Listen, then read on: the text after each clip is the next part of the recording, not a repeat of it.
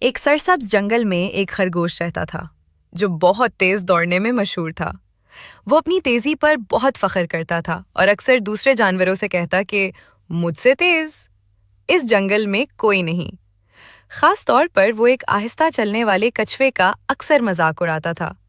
کچھوا نہایت خاموش اور صبر کرنے والا جانور تھا۔ وہ خرگوش کی باتوں پر زیادہ توجہ نہیں دیتا تھا۔ ایک دن خرگوش کی باتیں حد سے بڑھ گئیں۔ تب کچھوے نے نرمی سے کہا کہ اگر تم واقعی خود کو سب سے تیز سمجھتے ہو تو میرے ساتھ ایک دوڑ لگا لو۔ یہ سن کر جنگل کے تمام جانور جمع ہو گئے۔ لومڑی نے دوڑ کا راستہ طے کیا اور ہاتھی نے اشارہ دیا۔ جیسے ہی دوڑ شروع ہوئی، خرگوش بجلی کی طرح آگے نکل گیا۔ وہ اتنا تیز تھا کہ کچھوا بہت پیچھے رہ گیا۔ راستے میں خرگوش نے مڑ کر دیکھا تو کچھوا دکھائی ہی نہ دیا۔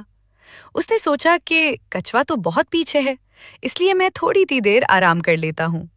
وہ ایک گھنے درخت کے نیچے لیٹ گیا اور ٹھنڈی ہوا میں اسے نیند آ گئی۔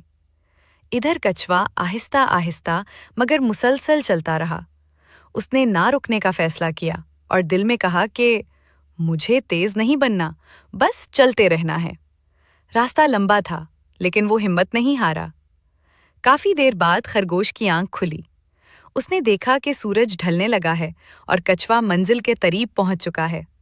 خرگوش گھبرا گیا اور پوری طاقت سے دوڑنے لگا، مگر تب تک بہت دیر ہو چکی تھی۔ کچھوا سب سے پہلے منزل پر پہنچا اور سب جانوروں نے تالیاں بجائیں۔ خرگوش شرمندہ ہو گیا اور اسے اپنی غلطی کا احساس ہوا۔ اس دن کے بعد خرگوش نے کبھی کسی کا مذاق نہیں اڑایا۔